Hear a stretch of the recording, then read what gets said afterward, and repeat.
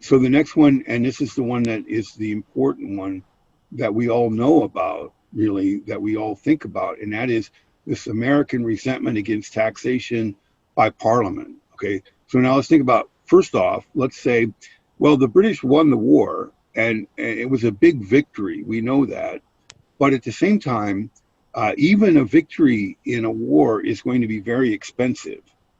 And who pays the price? The people do. The people do, exactly. And how do they do it? They pay it in taxes, right? Okay, so now what happens then is that after the Great War for Empire, or the 7 Years' War, the French and Indian War, the British people are being heavily taxed to pay for this victory, and Americans are not being taxed by Parliament. Okay, and the reason for that is because Americans are not represented in Parliament, and it's not that Americans don't pay taxes. All the Americans pay their local taxes to their local assemblies. All of the colonies have their own assemblies, right? And all of the Americans pay taxes to those assemblies, but they don't pay taxes to Parliament. And the reason why is because they don't have representation in Parliament. Okay, you guys are with me? But what happens is that Parliament will decide, hey, look, we spent a lot of money and blood to defend the Americans against the French, and they should help to pay for it. And so they start to pass taxes on Americans. They start to impose taxes on Americans, but Americans will be adamant about not wanting to pay taxes. Well, nobody wants to pay taxes, but you certainly don't want to pay taxes to a body that you don't have any representation in, right? So remember what what Locke had said. What is the purpose of government? It's to benefit the people. It's to benefit the people, but it's how do they benefit the people? Protect them. Protect what? Their land.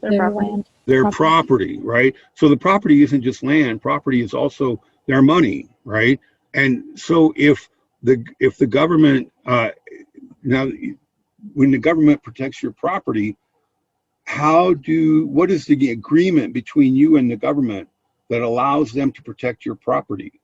You give consent to what? Remember, if we talk about Locke and we talked about in the state of nature, and we talked about the beginning of civil government was where all the old guys got together and said, okay, if somebody attacks you, then I'll come to your aid. And if somebody attacks me, you come to my aid, which means I gave up some of my liberty to protect all of my liberty, right?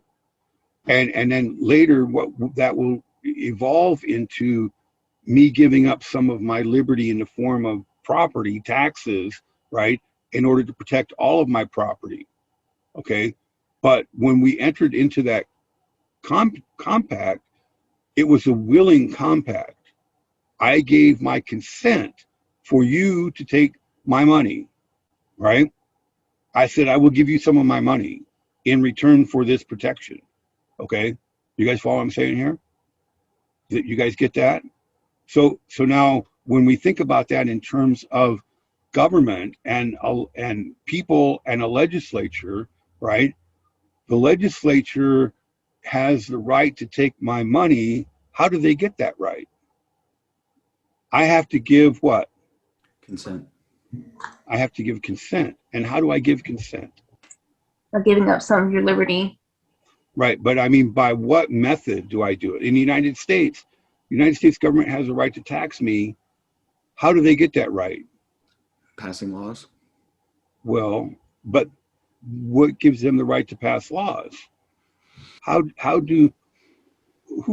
passes laws? Government. Representatives. Representatives. And how do they get there? By being U.S. citizens. Well, People give consent. Elected people give officials. consent by doing what? What do they do? How do you Being send elected? Exactly. So basically they're elected by the people to represent them, right? And so therefore I've given consent by sending a representative to Congress who makes laws that tells me I have to pay taxes, right? I've given consent. But now let's just say that the Parliament of Canada decides that everybody in San Diego has to pay a 10% tax on watching hockey games, right? Okay. And they go around to everybody's house and they make sure if you're watching hockey, that you're paying this 10% tax, right? Would that be fair? Why? What's the difference between me being taxed by the American Congress and me being taxed by the Canadian Parliament? We didn't choose them to represent us. Exactly. We don't have representation there. So how can we give consent? You get it? And it's the same thing with the Americans. The Americans are saying, hey, we don't have any representation in Parliament. How can we give consent?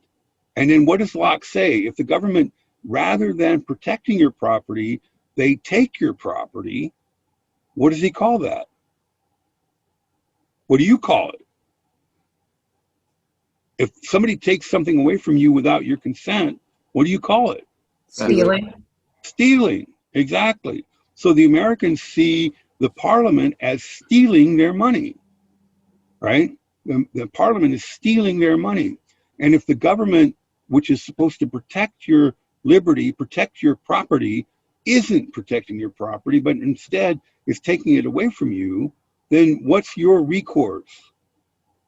According to Locke, You go to war with them? they've already gone to war with you because they're taking away your property, right? So that means what? You're absolutely right. You're in war. And what's the outcome of the state of war? Death. Death. And in this case, it's the death of the offender, right? Or the end of government. You guys follow what I'm saying? So this is where we get the intellectual foundation or the intellectual justification for the American Revolution. You get what I'm saying? And so let's look at this argument. I got a little bit of a little drawing here that may help us. All right. There's two different ways of looking at the British Empire. This is the way the Americans look at it. There's the king, and then there's all of the different legislatures that are basically ruled by the king, right? So in this imagination, the Parliament is ruled by the king, and then the Assembly in Massachusetts is ruled by the king, and the Assembly in Pennsylvania is ruled by the king, and all of these different ones are all ruled by the king, and that they all represent the area that they are in, right? So the Parliament then represents Britain, and the Massachusetts Assembly represents Massachusetts, right? But then what we would say is that if we lived in Massachusetts, then we would give consent to being taxed by Massachusetts. But if we lived in England, we wouldn't give consent to being taxed by Pennsylvania. You follow here? See what that is? And that's why the Americans say that they're being taxed without representation. The British are going to respond by saying, well, that's not how everything really works, okay? That the way it really works is that Parliament is ruled by the king, and then that the Parliament rules over the empire, right? So Parliament rules England and Scotland and Wales, but it also rules India and the American colonies. And because Parliament rules the empire, then it is a given, it's assumed that Parliament is ruling the empire for the benefit of the empire.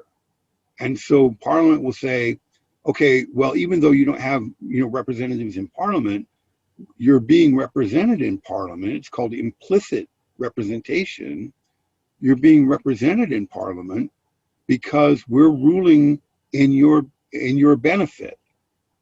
Okay, so the argument here is that even though you're not paying taxes, even though you're not sending representatives to Parliament, Parliament can tax you because we implicitly represent you.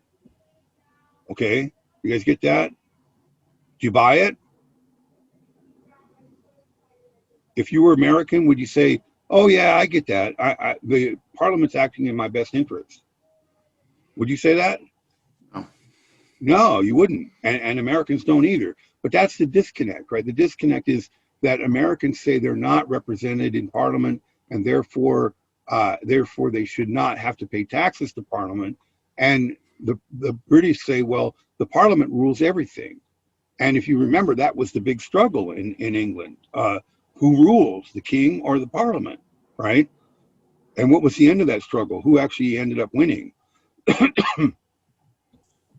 Parliament. The Parliament, exactly. All right. So historically, you'd have to say, well, the Parliament was actually correct in saying that they were the rulers of America. But then also remember that for the last 60 or 70 years, Parliament hasn't been able to rule America. So Americans have essentially ruled themselves. All right. You guys are with me? Questions, comments? This is why they call it the era of benign neglect. All right. Questions, comments? Okay. So there's that issue of taxation without representation is Tyranny. tyranny. Taxation without representation is tyranny.